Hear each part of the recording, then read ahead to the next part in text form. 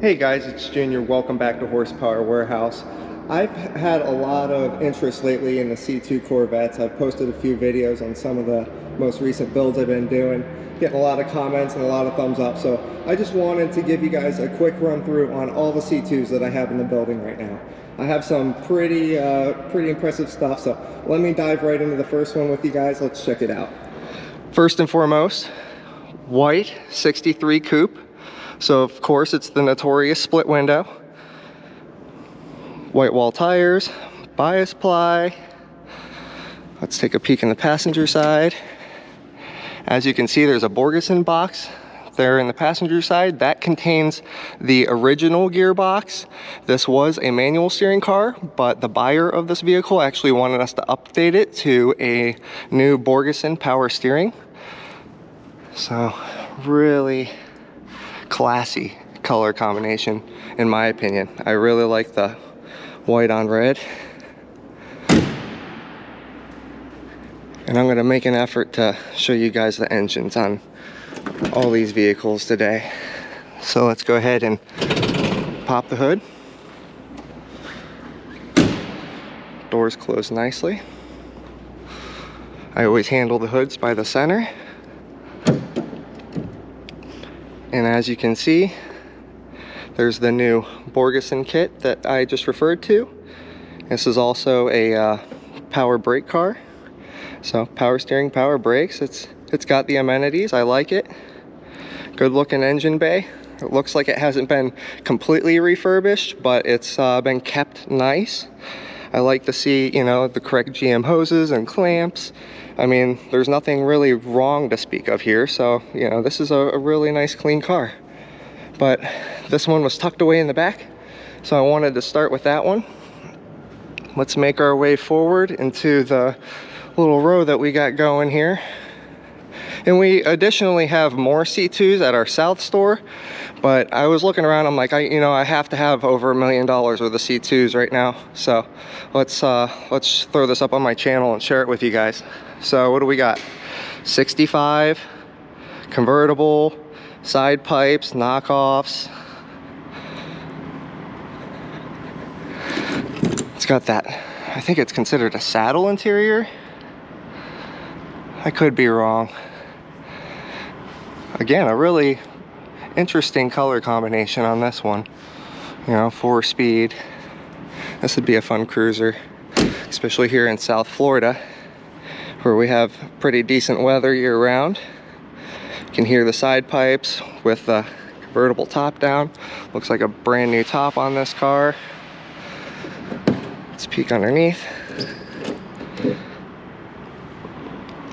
So it looks like a factory air conditioned car as well. I do see a power steering pump tucked away down there. Not a power brake car, but that's really easy to convert over. Nice. Pretty sweet that it's a convertible 4-speed side pipe with factory air. I like to see that color, or that combination. It's really nice with the knockoffs. Neat. Let's dive into the next one though, because we have a lot of cars to explore. Another 65.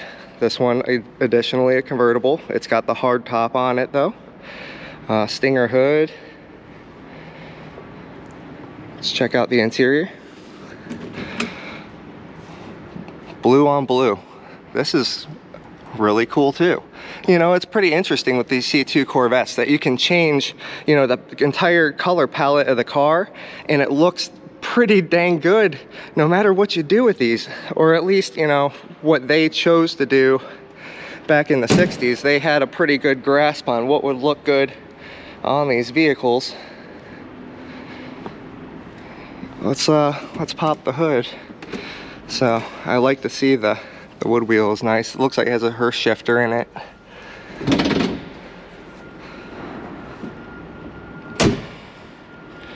Door closes nice.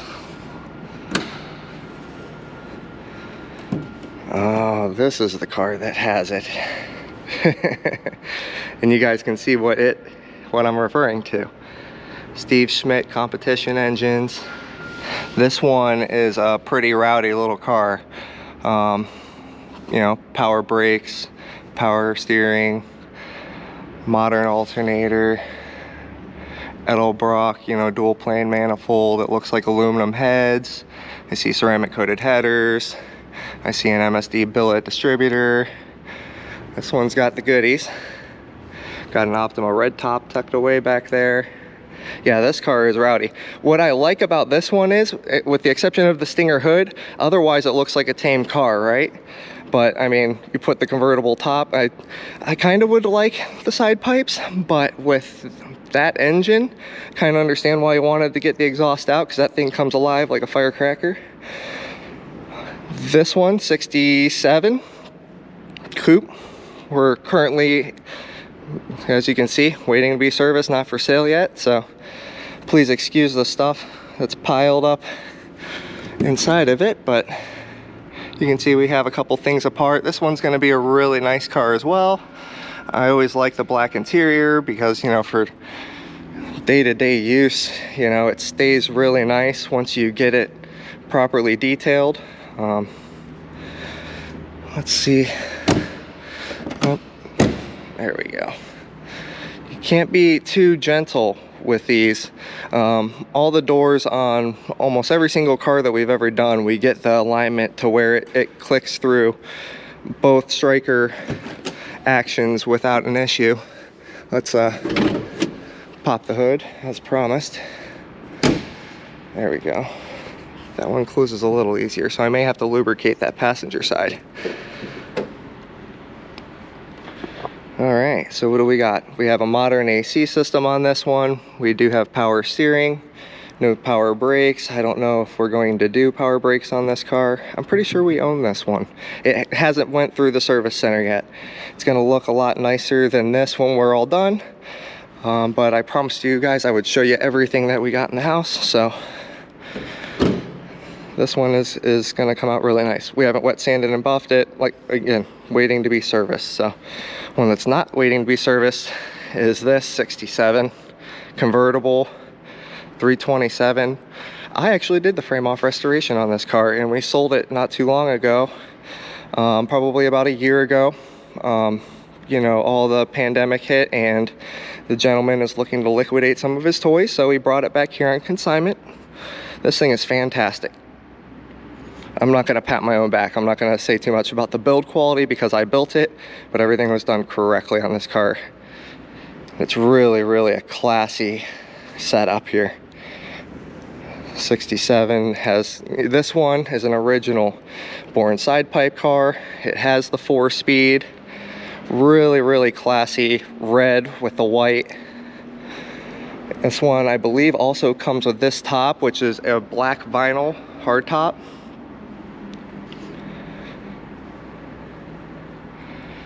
Everything is when rebuilt on this car. I mean, when we go through it on my shop side, I just tear the complete car down. So, I mean, you guys have seen my previous videos probably if you're watching this right now, so you see how hard I go with these. This has held up well. He's had it for about a year and it still looks absolutely fantastic. So I'm happy to have it back to sell it. I'm kind of sad he didn't get to enjoy it for any longer than that, but it looks great here next to the rest of them. Which one first? Which one first? Let's do this one. This is probably, if not my first favorite, my second favorite of all the C2s that we have right now. As you can see, it's sold, so unfortunately, if you're in love, you know, please click forward to the next car. But 65 396 side pipe knockoffs, and this thing, the restoration is absolutely Bloomington Gold or NCRS Top Flight standard. This is one of the finest restorations that I haven't done myself that I've seen come through. Really, really a fantastic car. You know, it's got the telescopic wheel. Everything is like fresh and brand new. Oh, let us not forget to pop the hood.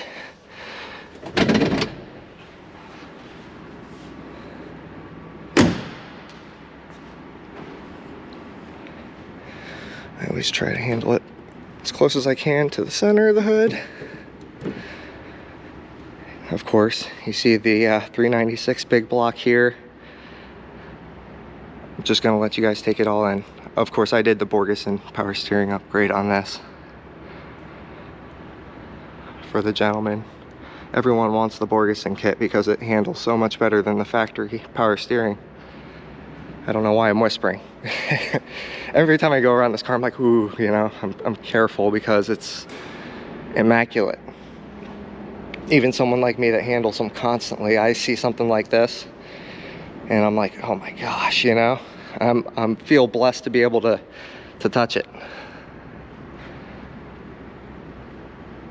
This one was done really nice.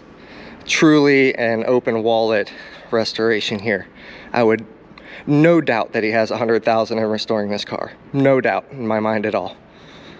After buying the original car to start with, 100 grand, I bet you. I think we sold it for 149. I'm pretty sure. Don't hold me to it. Next car, we haven't went over this one yet. So what year is it? 427, so it's a 65 or 66. Oh, it's a 66. You can tell by the Corvette script here on the hood. 427 car. It looks like no power steering on this one. No power brakes either. This is a hot rod. Yes, indeed. Knockoffs, I haven't put the correct pins in this one yet, and I have the correct lead hammer, and I do it to a sequence so that way they're correctly fitted. We're also doing some detail work on the inside here and just finish work, but this one is gonna come out really nice. I have a steam cleaner that we use and magic erasers on the white that usually comes out fantastic.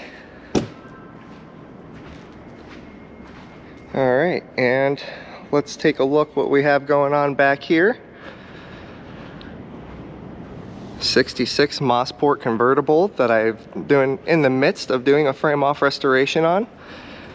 I have nothing to hide with you guys. I know it doesn't look pretty right now, or nearly as pretty as it will look, but here's how it looks when she's going together. I have the new carpet kit in.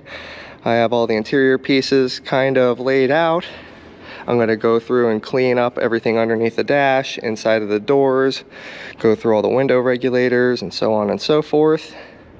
This is a factory AC, power steering, power brake car, so fully loaded. Automatic transmission, side pipes. This thing is going to be really nice.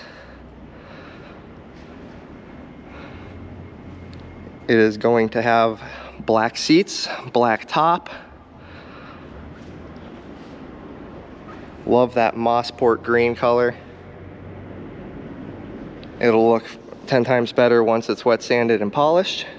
This is the chassis that is going to be going underneath a car that is at paint right now.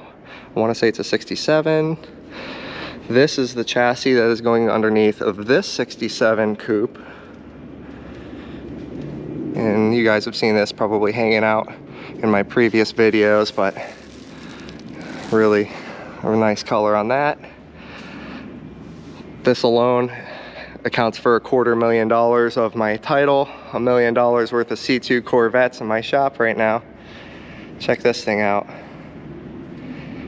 We actually saw one go at Barrett-Jackson or Mecum recently for in the mid 300s, but it had a LT5 engine. This is an LS3, a complete tube chassis car, coilovers. You can see the modern Corvette wheels. You know, I'm not all that proud about the caliper and rotor setup on this car. I would love to see a set of ZR1 carbon ceramics on this. That would really, you know, tie in with the rest of what we've got going on here. LS3 with a complete polished front runner system on it. Really nice aluminum radiator, Hydro Boost, behind the Willwood polished master cylinder.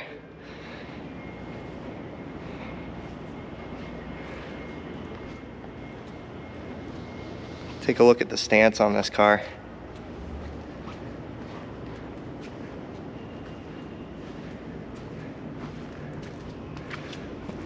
Look, wouldn't be fair if I didn't show you guys a peek up under here. I don't know if you can see it. I'll try to brighten it in post-editing. But it's super clean. Everything is powder coated red.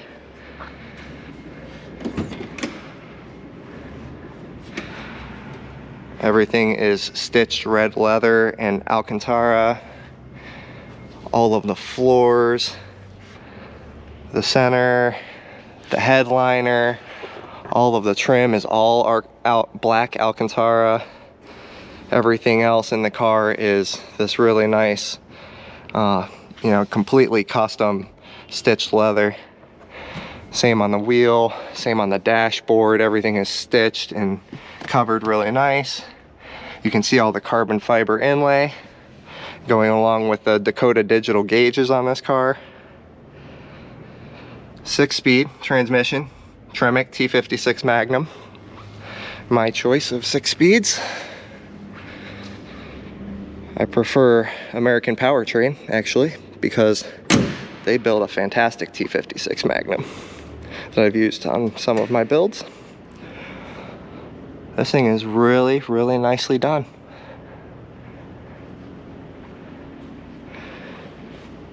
Yeah, it just sold, or rather I should say the buyer just purchased it. I didn't sell this. It's just here for me to do a once over on and tidy up a couple little things. But this is a really nice car. 67 convertible, side pipes, rally wheels. What else do we got here? No power brakes, but we do have power steering. This is a really clean, correctly done build. Paint looks good, brand new white top. You can see I have the entire interior ripped out of the vehicle because we're doing a brand new carpet kit on it. And we're also, I believe, doing new seat covers on this car as well. So what I do from here, I've got it all pulled out, vacuumed out. I have a plastic scraper because I don't want to damage the fiberglass. I'll scrape up all the loose stuff up under here, and then I'll actually lay down Duramat, which is a sound deadener. And then above that, I'll lay a thin layer of heat insulating mat, so any radiant heat from the bottom of the car doesn't escape. And between those two insulators, it does a fantastic job. It doesn't take up too much space to where it bunches up the carpet. I can still get the carpet to lay down completely smooth. The car was just wet sanded and buffed, so you can see it's missing the Corvette script there in the back. We're in the process of reassembling it after the wet sand and buff. And I think that is it for the Corvettes that I have right now. Or the C2s rather. I didn't even talk about any other Corvettes that we have. Thank you guys so much. If you've watched this far, you're awesome. If you haven't yet liked and subscribed, please consider doing so. I genuinely would appreciate it. If you have anything else that you want to see me document here, just drop me a comment. I mean, I'm easy to work with, and I'd love to share the story of every single car here with you, but then I would never build anything, and I would probably get in trouble for that. But thank you so much for joining me, and until next time, take care.